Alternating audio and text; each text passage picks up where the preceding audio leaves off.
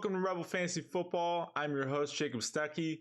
Excited for today's episode. It's crazy that we're already through 5 weeks of the NFL season and 5 weeks of the fantasy football season. So I hope your guys' record is doing well. I know that mine's kind of been up and down for some of mine. But hey, let's get back on track this week. We got a lot to talk about, a lot of news, waiver wire targets, as well as trade targets, which I feel like right now is the perfect time to trade. So yeah, let's get started. Talking about news, we got a lot of injuries like normal, but some to note that aren't as important as others. So we're kind of go through the ones that actually mean something to fantasy football. And whether it's a guy that got hurt and you need to figure out who the backup is, or maybe it's a big name star that's really gonna put you in a pinch because he might be out a couple weeks. So first one we're talking about is Rashad Penny, which is definitely unfortunate because this guy was starting to play really well.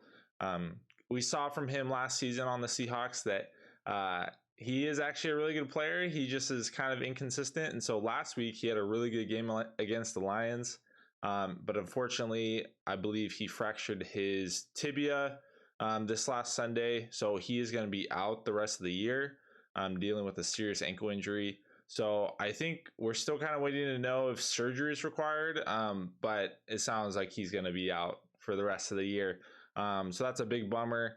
We'll talk about Kenneth Walker later on in the show. James Conner, he left the middle of the game with a ribs injury. We're waiting to hear the extent if that's going to keep him out for week 6. So stay tuned on that. But sounds like he's dealing with a rib injury. Darrell Williams, his backup, is dealing with a knee injury. He left during the game as well. And so we'll talk in the waiver wire segment about who the third guy is, but both of those guys are dealing with injuries. Rashad Bateman on the Ravens, he was dealing with a foot injury. He didn't play this last week.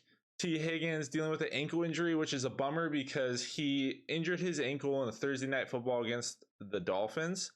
And head coach Zach Taylor was like, oh, it's not a big deal. Like, he's going to be fine.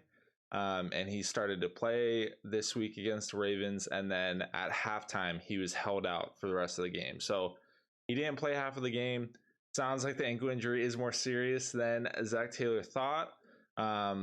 And so stay tuned for his status. I think this one will probably be a big one. If he is held out for week 6, I think you're going to want to play Hayden Hurst right away. And I think maybe even Tyler Boyd as well. Dalton Schultz, he's dealing with a knee injury still, which is a bummer. He left the game. His status is kind of up in the air for week 6. We're not fully sure yet. Russell Wilson, this one's funny because everyone was giving Russell Wilson flack for playing terrible the last couple of weeks. And then, of course, you had reports that came out, Russell's actually hurt. And so people feel different types of way about this one, especially with me being a Seahawks fan. There's definitely a little bit of like, okay, it's funny how this is now coming out, but I do believe that he's injured. He's dealing with sounds like a partially torn lat muscle in his throwing shoulder, which I'm sure definitely affects how he plays. I'm sure it's a big deal. But it looks like he's just going to play through it as far as we can tell. I don't think he's going to miss any time. But I think this does affect how you view the Broncos wide receivers for your fantasy team. Maybe you don't want to play Jerry Jeudy anymore. I think you probably still have to play Cortland Sutton, but maybe if you have a deep enough team, maybe you don't have to. Drake London dealing with the ankle injury. Sounds like he suffered an ankle injury late in the game. It doesn't sound like it's too serious. I don't really get the feel that it's going to hold him out for a week or anything like that. But it probably will affect his practice participation. But I feel like he should be good for week 6, but we'll wait to know more later. Teddy Bridgewater dealing with a concussion. This one is another weird one. Because all the Tua stuff that we talked about with that concussion protocol, NFL kind of made a last minute switch to make it a little more intense. So if a guy on the field does show like signs of wobbling or like wooziness or anything like that, they have spotters that will like immediately spot them out and pulled him out of the game. So it sounds like Teddy Bridgewater got hit in the head, and it sounds like he exhibited initial signs of kind of a concussion, like wobbling. But then he went to the sideline, he passed all the tests, he proved that, hey, like I feel great, I'm ready to go back in.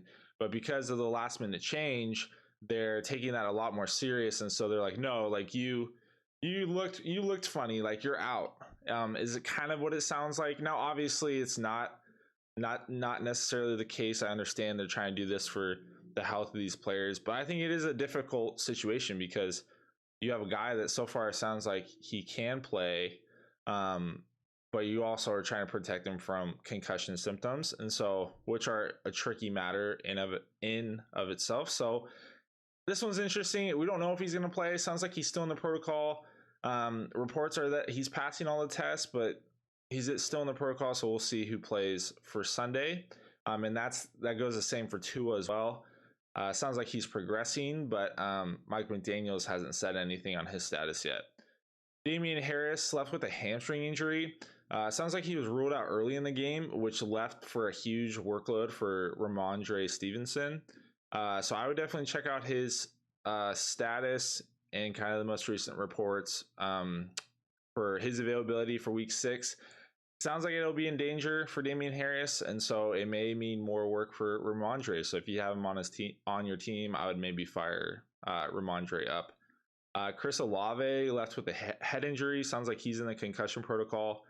I feel like he should have a good chance to clear it by week 6, but honestly, at this point with concussions, like it sounds like it's taking longer to clear the protocol just because everyone's kind of taking it a lot more serious. So it's kind of, we'll have to wait to see if Olave can actually clear the protocol. But sounds like his injury wasn't super serious, so hopefully we'll know more soon, later today or tomorrow. Tyreek Hill, he was stepped on late in the game, so he left the game with a foot injury.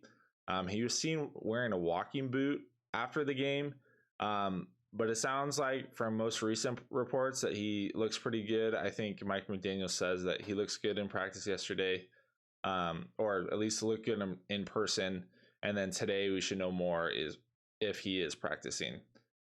Some previous injuries that kept these guys out from the game. Michael Thomas, he's still dealing with a foot injury. Sounds like he has a good chance to go for week 6, so that's awesome. Especially if Olave struggles to get out of the protocol, the Saints are going to need Michael Thomas for sure.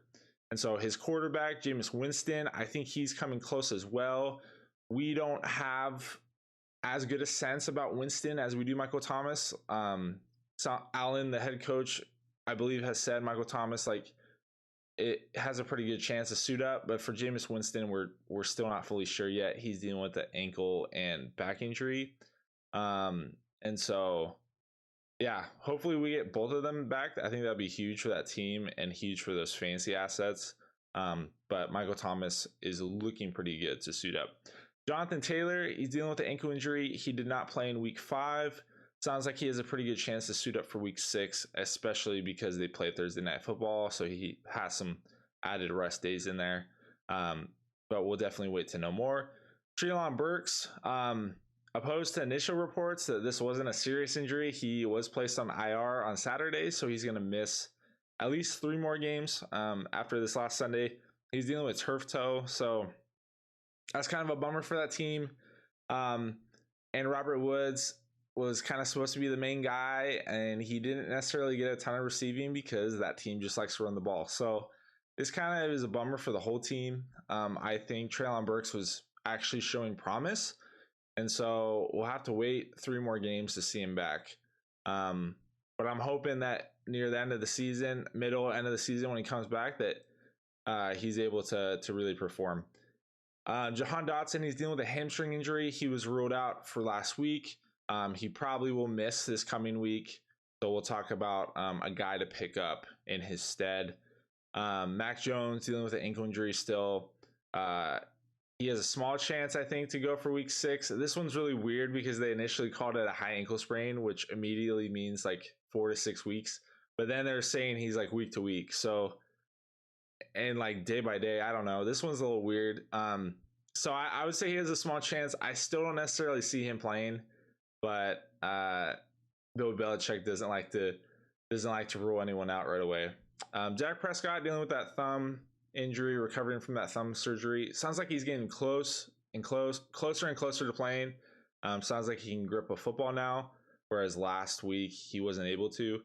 I probably don't see him going this week, but I think if he misses another week, I feel like he should be good after that. But we're going to have to wait to see. It's kind of in the air now. Kyle Pitts was held out with a hamstring injury, so he didn't practice all week last week and he didn't play in the game. This one is a little iffy to me. I feel like with all the serious hamstrings going on right now, I could see Kyle Pitts missing another game. But we're going to have to check an eye on his practice participation. Keenan Allen also dealing with a hamstring injury, and this one has lasted forever. I believe he's missed 4 games already. And so he's considered day-to-day. And we're just kind of waiting. We're waiting for a little bit of information from Brandon Staley, but he hasn't really given a ton yet. So I would like to say I hope that he can come back this week. But with how it's been going, I don't know.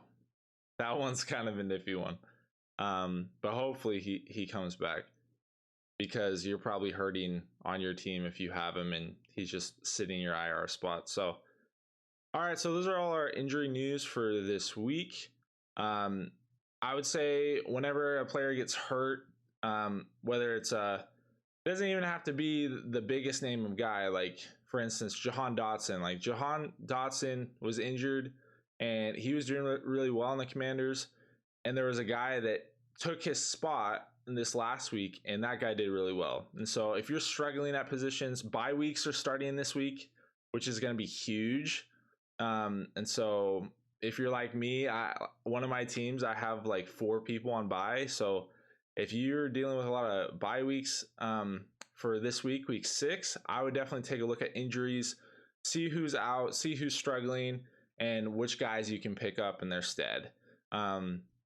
It's all about target share. So if a guy's getting a lot of targets, if a guy's getting a lot of end zone looks, and he's out for a week because he's dealing with an injury, there's going to have to be another guy that takes his place. Most of the time, those guys are already rostered, but a lot of the times they're not. And that's when it's your chance to pick up those guys and play them. So getting into that, we're going to talk about waiver wire pickups. So those guys you should pick up a lot of the times in face of injury, but also if they prove that, hey, they have a stay in this league, and maybe they're just playing really well, and that's the reason to pick them up. But we're going to get into running back waiver wire targets. The first guy I kind of mentioned through the injury news is Eno Benjamin on the Cardinals. He is essentially the third stringer for the Cardinals. He was kind of splitting backup duties with Darrell Williams, so he's not necessarily a third stringer. But now that James Conner and Darrell Williams are both dealing with injuries, I would prioritize Eno Benjamin on the waiver wire. I think you need to know, though, that we don't know the extent of the injuries for James Conner and Darrell Williams. So if you pick Eno Benjamin up this week, there's a chance that one of those guys does play for week 6. I mean, there's a small chance that both of them play, but I don't think both of them are going to play. I think that they have a good chance of missing week 6, and so that's the reason to pick up Eno, because I would play him if both of those guys are missing. But you're picking up Eno Benjamin knowing that, okay, I may not have him by himself for a ton of time, and so gauge that in regards to how much fab you spend. I don't want you guys spending like 90% of your fab on a guy that may only have like 1 game or 2 game opportunity. But I think he's a guy to look at for sure, because I think he can produce with the volume that he would receive. So if he were to receive an increased level of volume, I think he would do really well. And I think he would be a guy that you would want to play. And if James Conner and Darrell Williams, if their injuries do become more serious and if they're held out several weeks, I mean, you're going to be glad that you had Eno.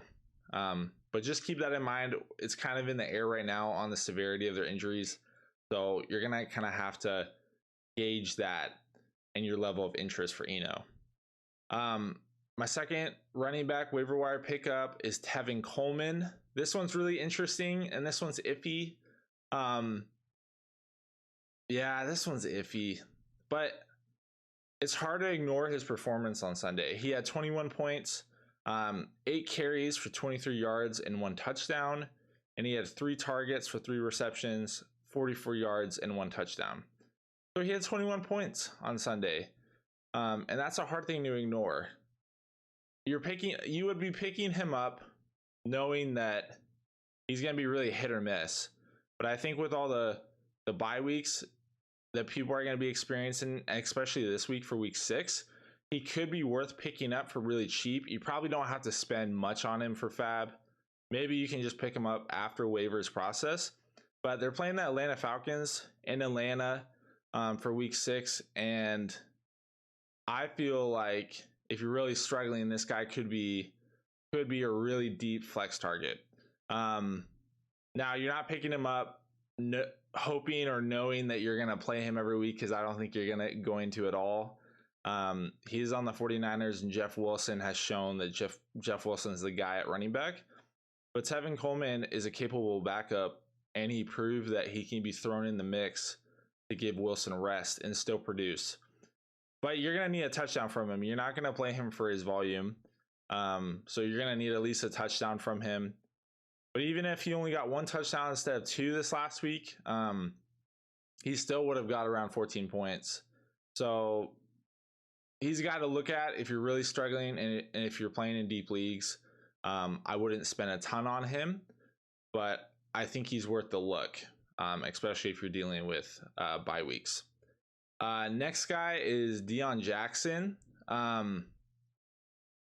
This one is another interesting one. Deion Jackson plays for the Colts, and Jonathan Taylor was out for Thursday Night Football, and then right when the game started, Nyheim Hines got concussed. So then it left, oh man, who are the running backs? And so it ended up being Deion Jackson and Phillip Lindsay. Now, Deion Jackson looked really good. He was really impressive to me. He had 13 carries for 62 yards and then 4 targets for 4 receptions for 29 yards. So he had 14 points, which I think is actually a really good stat line for an RB3, kind of that flex spot. I mean, maybe even an RB2. And so I would pick him up. You can probably also pick him up for really cheap, like Tevin Coleman. And you would be picking him up knowing that Jonathan Taylor could be coming back. We don't know much about Hines yet. He might come back. But if they don't, you're probably going to want to play him. They're playing Jacksonville Jaguars at home for week 6. And if both of those guys don't play, if Jonathan Taylor and Hines don't play for week 6, I would probably throw in Deion Jackson. And so I think he's a good guy to keep an eye on, maybe even take a flyer on, and see how the backfield looks in a week or two. Another kind of hit or miss guy like that is DJ Dallas. With Rashad Penny being hurt, Pete Carroll said that I can't even say his name. DJ Dallas is going to be getting more playing time moving forward, is what Pete Carroll came out and said yesterday. Now the main guy is going to be Kenneth Walker, who if Kenneth Walker is available in your league, pick him up first. He would be the first guy that I would prioritize out of all of these guys. I believe he's let me look, Kenneth Walker, in Sleeper, he's 60% rostered. So he may not be rostered in your leagues. And if he's not, I would pick him up first. And then if he's already gone, I would maybe even look at DJ Dallas. The reason being, Pete Carroll likes to run multiple backs. I think he's shown that Pete Carroll does like Dallas. He's not necessarily going to I don't think he's going to get a ton of volume. I think he's going to be a guy similar to Tevin Coleman, where he's going to need touchdowns to prove anything productive fantasy-wise. But I think he definitely can do that. And so if you have a deep bench space and you have a spot to spare, pick up Dallas and just see how he does the next couple of weeks. I don't think that's a bad option. They're playing the Arizona Cardinals at home for week 6. So you could always pick him up, have him on your bench, see how he does for week 6, and then go from there. I think he's kind of a hit or miss guy, but I would just pick him up and see what happens. So unfortunately, those are the running back targets for this week. It's a little bare on the waiver wire. And as we progress, like it's probably going to be like this for a little bit, unless there's a major injury.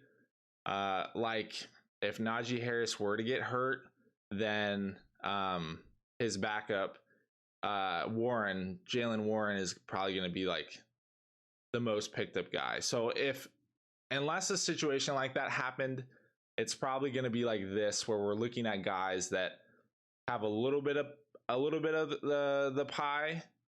If you're with me, like a piece of the pie, but they're not going to have like the majority of the pie. So we're kind of looking at volume, looking at who are the guys that are getting a lot of opportunities.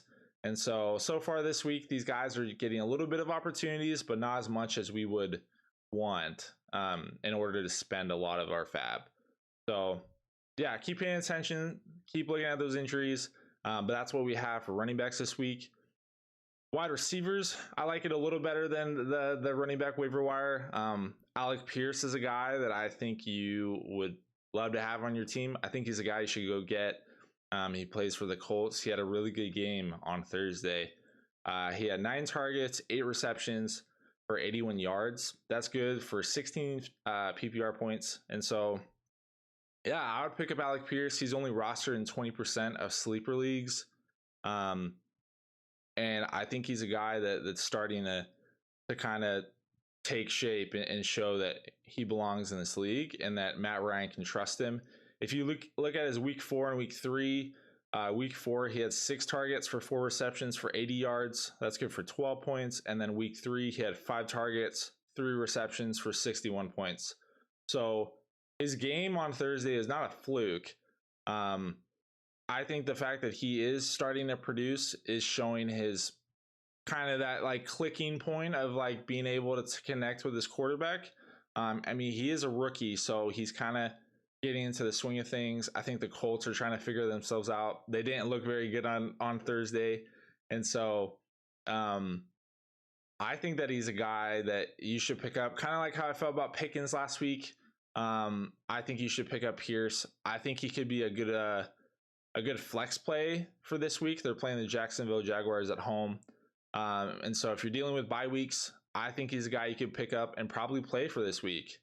And so if you're struggling at wide receiver, I would be willing to spend a good amount of fab for him. You're probably not going to want to spend all of your fab. But depending on how much you have left, I would spend a good chunk to go get him. I think he's going to do well the rest of the season.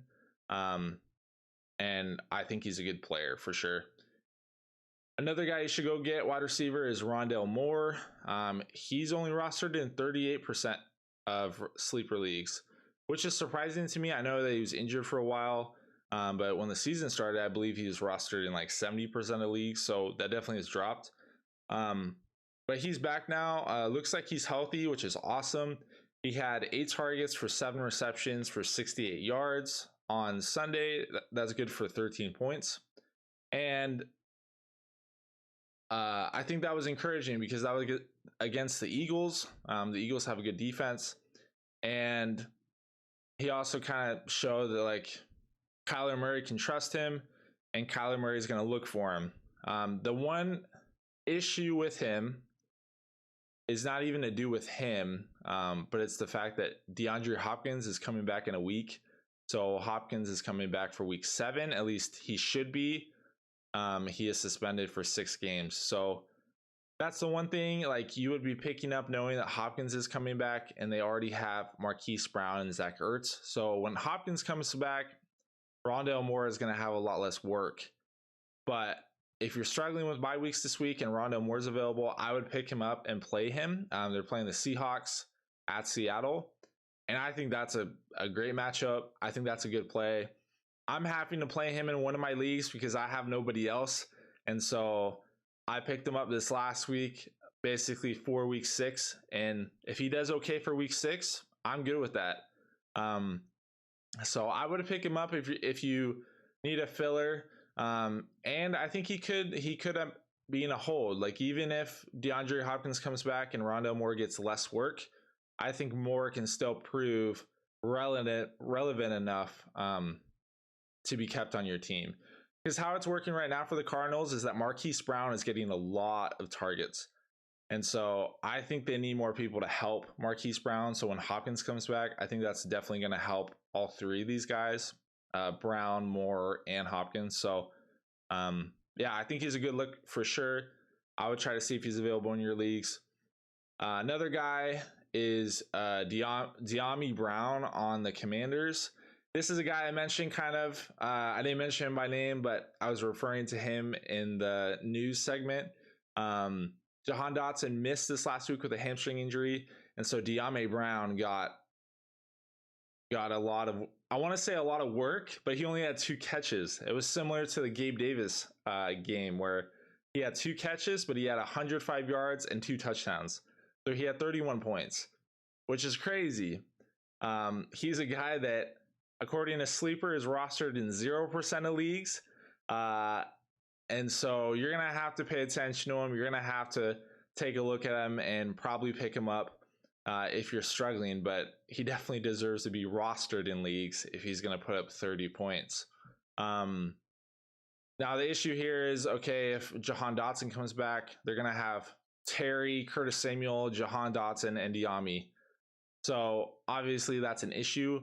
Jahan Dotson is probably going to miss week 6 is kind of how it's looking. And so if he misses week 6, I think you can pick up De'Ami Brown and play him for week 6. They're playing the Chicago Bears at Chicago. And if you're dealing with bye weeks or injuries for this week, he could be a good guy to play at least for a week. And if he does really well again, and maybe Jahan's still struggling with an injury, put him on the bench, see how he does for the following week.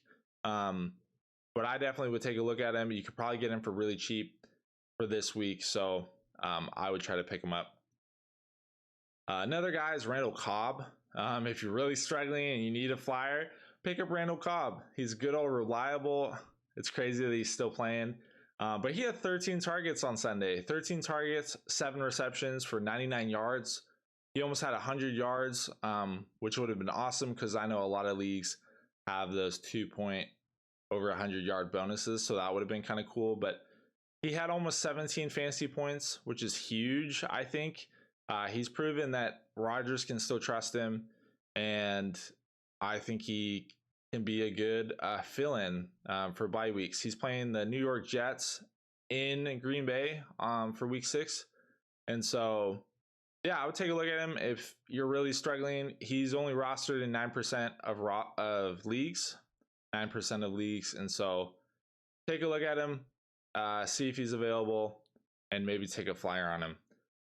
A couple guys I mentioned last week that are definitely over 50% owned, but they may not be in your leagues, is George Pickens. He's 73% owned in sleeper leagues. We talked about him a lot last week.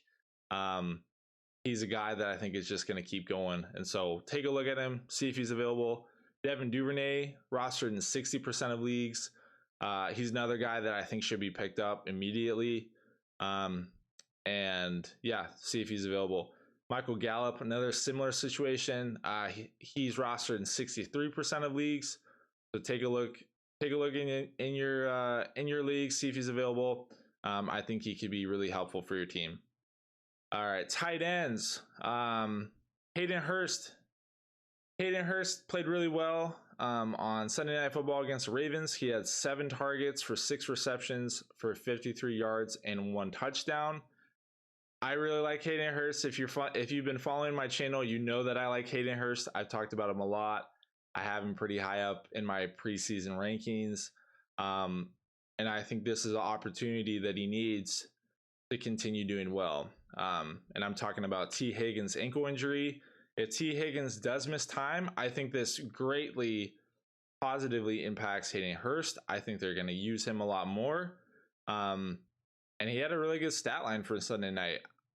Last week, he also caught a touchdown. So if they're going to be using him around the goal line more, I think you're going to want to play him if you're struggling at tight end. And if you don't have Kelsey, Andrews, honestly, right now, if you don't have Kelsey or Andrews, you're probably kind of flip-flopping at tight end every week. And so I would like to play Hayden Hurst if he's available. and he probably is. He's available in, I believe, 60% of leagues. In Sleeper, he's only rostered in 39%. So he would be my first guy I'm looking at. I think he's going to start being a lot more consistent and reliable. And so I would take a look. Second guy, man, this is a crazy story. Taysom Hill. Now, you probably already heard about Taysom Hill, who is a quarterback that is listed as a tight end. Whereas before, he was kind of like a tight end listed as quarterback. It's super weird. It's a super weird situation, especially for fantasy football. I know that the platforms have a hard time with him because he was a backup quarterback, but then he was mostly playing a tight end, but he mostly runs the ball. So is he a running back? That's the problem, but he's listed as a tight end. And so he had 45 points on Sunday, depending on your format, which is crazy. He had 9 carries and he ran for 112 yards and 3 touchdowns, and he had a 22-yard touchdown pass. So he had 4 total touchdowns on Sunday, which is wild because you could have played him in your tight end spot and you would have got a lot of points in your tight end spot. So do I think this is a fluke performance? Yeah. I don't think he's going to do this every week. There's no way. Like 4 touchdowns, that's a lot. And he only had 9 carries. He had, I believe, like a 60-yard touchdown rush. I mean, he's playing against the Seahawks, so it kind of makes sense. But I think you need to look at what he's able to do. I believe last week he had a touchdown as well.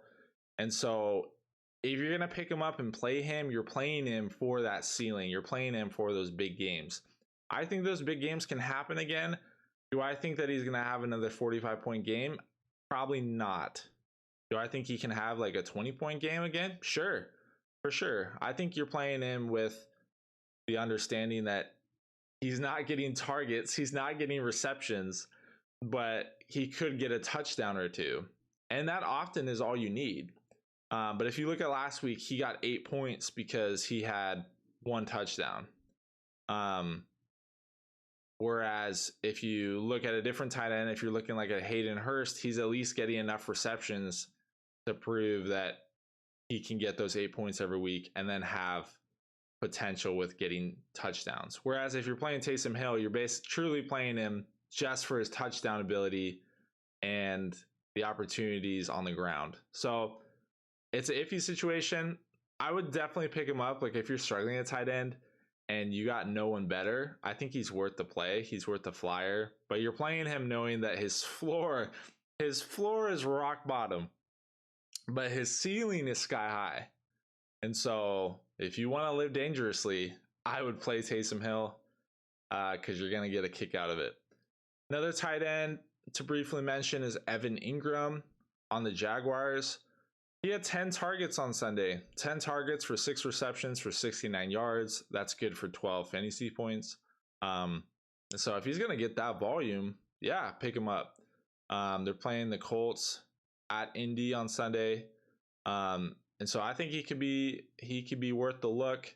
You need to understand that just like any other tight end right now, he's going to have games like that. He's going to have solid games, and then he's going to have really bad games. The previous 2 weeks, he had 2 points and 3 points. So Trevor Lawrence is not going to throw his way every time, but I think the fact that he's getting 10 targets is really encouraging. And he's only rostered in 26% of leagues. So I would take a look at him, see if he's available, and maybe see if you want to take a flyer on him. All right, quarterback, waiver wire targets. Geno Smith, if he's not rostered in your leagues, he needs to be rostered, especially with bye weeks coming up. He's only rostered in 41% of sleeper leagues, but man, this guy is playing really well. He's currently the sixth best quarterback in fantasy. Last week, he had 37 points. The week before that, he had 38 points. And he got 37 points against the New Orleans defense. So, in my opinion, if he can do that against the Saints defense, he can do that against anybody. Next couple of weeks, they're playing the Cardinals, Chargers, Giants, Cardinals, and Tampa Bay. So not amazing, but not terrible. I would definitely pick him up and play him if you're struggling and if you want that high ceiling. I think he can do really well against the Cardinals, the Chargers, and the Giants. Obviously, the Buccaneers is a tough defense, but they've shown recently that they can have quarterbacks that score against them. So, yeah, man, I would pick him up right away, and I would consider playing him. Zach Wilson, he's rostered in 26% of leagues. I don't think he has as high a ceiling as Geno does, but I think he's worth a look. They're playing the Green Bay Packers next week, or for this week, week 6, and then they're playing Denver Broncos, New England, and Buffalo. So not amazing matchups near that end stretch, but if you're struggling with bye weeks, I think he could be worth a play, especially this week against the Packers and possibly next week against the Broncos. But that offense is finally starting to get going. I think the more games that he plays since being removed from injury, I think he'll just get better. He's probably not going to score a ton, so you need to understand that. But the fact that on Sunday he didn't throw any interceptions and he got a rushing touchdown, he still got 14 points. That's not amazing, obviously, but it's also not as bad as some of these other quarterbacks that you may have played. So take a look at Zach Wilson. I mean, the first guy I'm looking at is Geno Smith for sure. But if Geno's gone, I would maybe take a look at Zach Wilson. All right. Let's talk about some trade targets. Now, I've mentioned this before, but the big thing with trading that I want you guys to understand is what are your weaknesses? So look at your team, figure out which position that you feel like is your weakest and where you want to improve. So if you're saying, man, I'm just really weak at running back. Okay, great. Now look at your team and tell yourself, okay, where am I the strongest on my team? So you may be saying, I'm really weak at running back, but I'm pretty strong at wide receiver. Great. What are some wide receivers that you can trade for running backs? We're going to be talking about that, as well as some guys that you can probably buy lower than others and guys that you could probably sell high. So we're first going to be talking about guys to sell high on. So let's look at this last week. Guys that had really good performances, but they may not be the most consistent players, and you might be able to capitalize on their big game in order to get some other value. So the guy that came to mind for me on this is Gabe Davis. Gabe Davis had an insane game. He had a huge game on Sunday. And the problem with Gabe Davis is that he will have these games where he'll get 2-3 catches and go off for like over 30 fantasy points. But then he'll have other games where he'll get 1 catch for 10 yards. And you're like, what do I do with that? Like, how do I play a player like that who is so boom or bust? And obviously, like when he goes off and when he does boom, like you're going to want him on your team. But if you can get a guy that's more consistent and still has a high ceiling, I think it's worth trading a guy like Gabe Davis for that. So let's look at this last performance. He had 6 targets for 3 receptions for 171 yards and 2 touchdowns. And so depending on your league, he probably got over 30 fantasy points, which is a lot. And so it probably hurts to even think about trading him, but let's think about what guys you could trade him for. I think if you could package a Gabe Davis and another wide receiver similar to him, or maybe even like an okay running back for a higher tier wide receiver, I would do it. If you could package Gabe Davis and someone else for Mike Williams, I would do that. If you could package Gabe Davis and someone else for if you can package Gabe Davis and probably a higher valued player for like a Jamar Chase, personally, I would do that. Now, obviously, Jamar hasn't had a game like that in a while. I believe week 1, was the first time that he had a game like that this season. And then the past couple weeks, he's only had like 10-point games. But the caliber of player that someone like Jamar Chase is compared to Gabe Davis, I think is worth it. And I think the volume that Jamar Chase gets over Gabe Davis, I think is worth it as well. Gabe Davis will have these games. He may have another game this season, but he also is going to continue having those 2-point, 6-point games. It's just kind of how the Buffalo Bills offenses. They're so hit or miss, and they have so many weapons that they don't have to rely on one guy all the time, besides Stephon Diggs, who is reliable. But Gabe Davis isn't needed every week. And so if you want to continue calling your shot on Gabe Davis, that's fine. I think that he'll continue to be relevant, but I think he's going to have some weeks where he's going to be a lot more hit or miss. And some weeks where he's going to be a lot more miss than hit. So he's a guy I would sell high on. If you're struggling at running back, I would probably trade Gabe Davis for somebody. I think you can get a lot of value from him right now, is what I'm trying to say. So I don't want you to trade him away for free. I'm not telling you that he's going to do terrible. But if you're struggling on your team right now and you need some help, I think the value from Gabe Davis right now is at an all-time high. And so I would definitely capitalize on that if you're able to. You may not be able to. You may have some people that see through that performance and are like, "Oh man, well, why would you do that? Like he struggles every other week." Or you may have guys that are like in love with Gabe Davis. So if that's the case, then I would see how high you can go, and see how much they would give away for him. Another guy I briefly mentioned for a buy low is Jamar Chase. I actually just traded for Jamar Chase right before week 5. So it's an interesting topic for me, which is why I want to talk about it.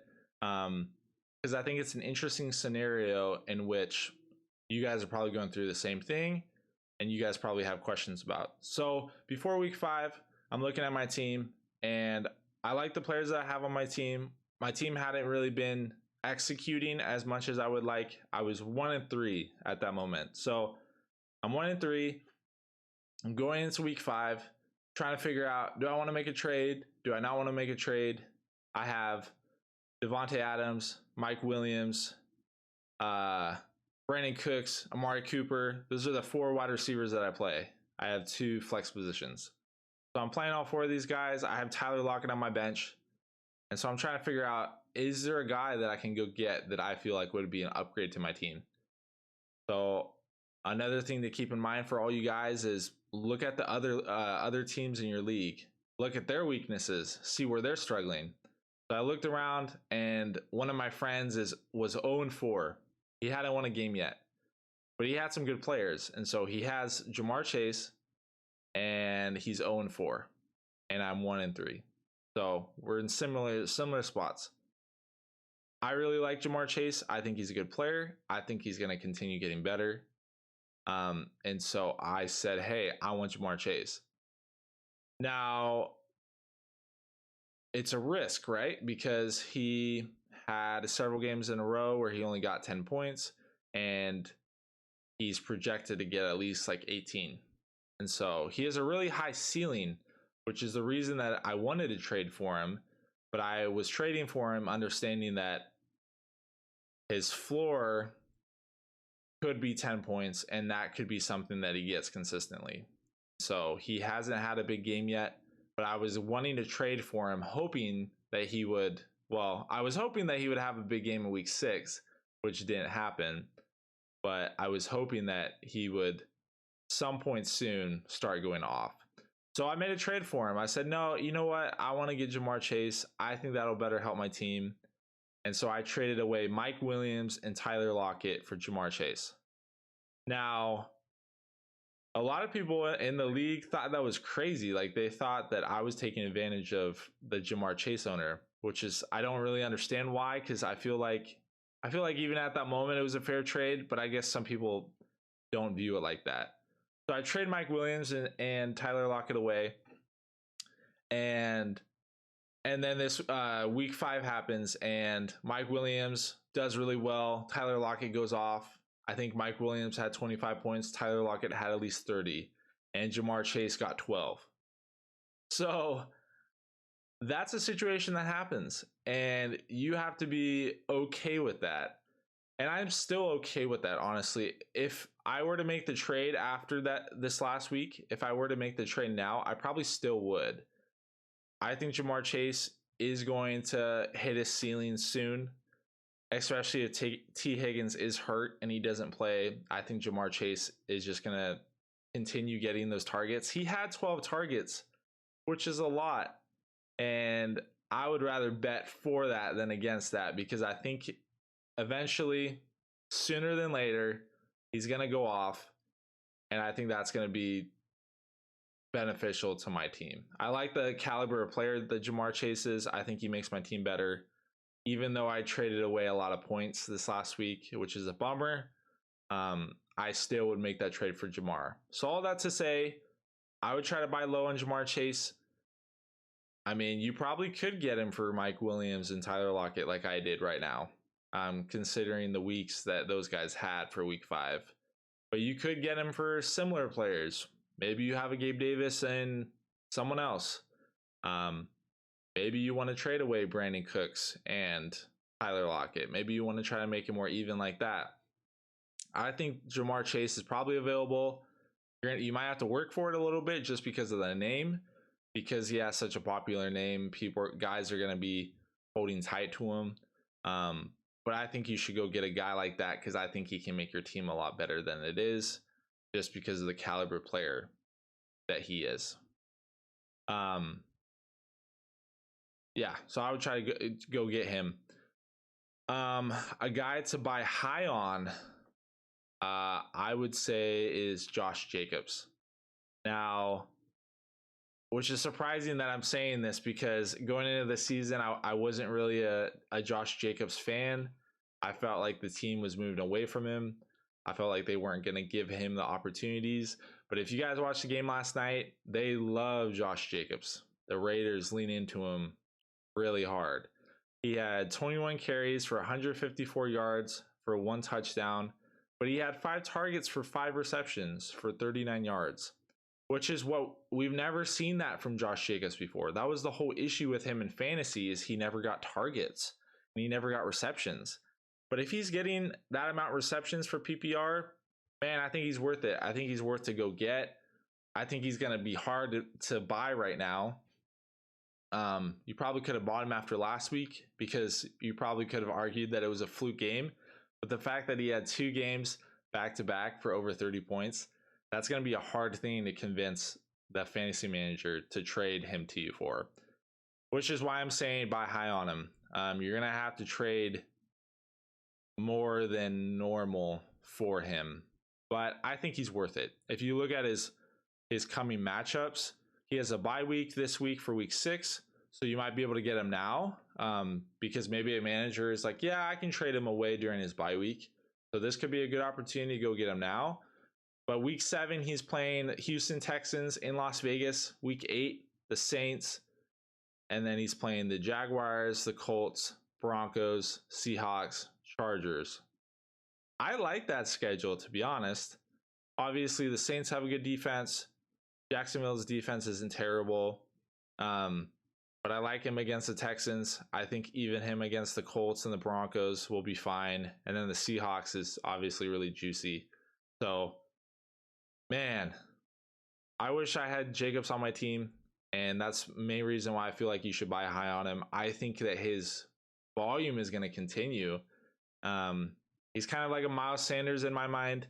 He'll probably have games where he doesn't get as much production, but the volume's there. His team trusts him, and I think they're showing that that team wants to lean into the run, and so they're showing that they prioritize this kind of strategy. And I think Josh Jacobs is that main guy. He's proven that he can perform, and so I would definitely try to trade high for him. A guy to possibly sell low on. So I talked about buy low, sell high, and buy high. But what's a guy that you can sell, that you should sell low on? So a guy that you're probably panicking, you're freaking out. You're saying, "Oh man, I need to get him out of here." I think a guy to sell low on. Depends on who you can get for him. I would probably say George Kittle. I'm thinking about it and I'm like, do I want to sell George Kittle? And I'm speaking as a manager of George Kittle in one of my leagues. And I think that I would probably sell low on him, mainly because he's not getting the volume and the opportunities that he has had in years past. Now, I think he's going to do better for sure. If you look at this last week, he did a lot better than the previous week. But if you look at last year, he was the main guy. He was kind of the Kelsey for the team. Whereas this last week, he had 6 targets for 5 receptions for only 47 yards. And he had a fumble. So he had seven points, which isn't terrible for the tight end position, but you're expecting more from George Kittle. Now, I wouldn't sell this guy for dirt cheap. When I say sell low, I do not mean sell him for dimes and nickels. But if an opportunity presented itself where someone offered you like Tyler Higbee and another player for George Kittle, I would consider that. I don't think you should automatically accept it. But if you're struggling at wide receiver and someone says, "Hey, I'll give you a fairly good tight end right now, like a Tyler Higbee, and I'll give you a wide receiver that you can flex," I would possibly consider that. I think George Kittle, because of the caliber of player that he is, I think you'll still be able to get value from him. But you're not going to get as much value from him as you would if he was going off like he did last year. Now, so keep that in mind. I don't think you should sell on him immediately. I would probably rather hold him.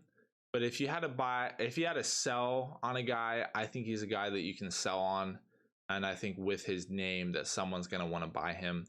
But I don't feel like you have to sell him. It's just an idea for you guys if you're feeling like you have him on your team and maybe you just don't love having him on your team and you want to try to get value from him. Those are some of the players that I think you can get for him. Ultimately, I would like to hold him. I just don't love playing him right now because he hasn't been performing. But he's playing the Atlanta Falcons for week 6 at Atlanta. I would play him for week 6. And then after that, depending on how he does, I would probably consider selling him or keeping him. Because if he does really well against the Falcons, which he should, he's a guy that maybe you just want to play every week and keep him every week. But if he has another sub-poor game like this, like if he has 7 points again against the Falcons, that's when I would probably consider pulling the trigger. And at that point, it may be too late. Maybe someone doesn't want him because at that point, he'd be getting the same amount of points that anybody on the waiver wire would be getting from tight ends, which kind of sucks considering it's George Kittle. But if that's the case, you got to figure out what you want to do with that. But I'm hoping that he's going to have a good game for week 6. I'm hoping that he'll get at least 10 points. I think if he gets over 10 points, I think that would be encouraging. So, but he's a guy that I would consider selling, but I don't feel like I need to. But if he has a couple more duds like this, then I might feel like I need to. So those are the trade targets I had mentioned. So we talked about buying high. I think you should consider buying high on Josh Jacobs. Selling high, I think you should consider selling Gabe Davis. And then selling low, George Kittle I just talked about. And then buying low as well. And so, yeah, I would take a look at your team, see who you're in need of, see where you're struggling, take a look at the other teams in your league, and see where you guys can come to an agreement on. Like I mentioned before, it doesn't hurt to inquire about a player and texting or messaging another manager in your league and just saying like, "Hey, who do you need? Like, who do you want from my team?" And I think when you inquire about a specific player, like managers will be honest with you but I would always start low, ask who they want first. Don't just say, hey, I'll give you this guy and this guy. I wouldn't start high all the time. Now, you shouldn't necessarily lowball them because that's sometimes insulting as fantasy managers, but I would consider asking them what they would like first, because I think that way you'll get an honest answer, and that's where you can start the negotiations. So, yeah, let me know down in the comments if you guys have any questions. If you have questions on trade targets, or if you have questions on starter sit questions. If you like this show, please subscribe. I would greatly appreciate it. Make sure you like the video, and pay attention to my Instagram channel, Rebel FF Pod. I'll post my weekly position rankings on Thursdays, and hopefully I can help you guys with your matchups this week. So hope you guys are doing well. I hope you guys have a good week, and we'll see you next time.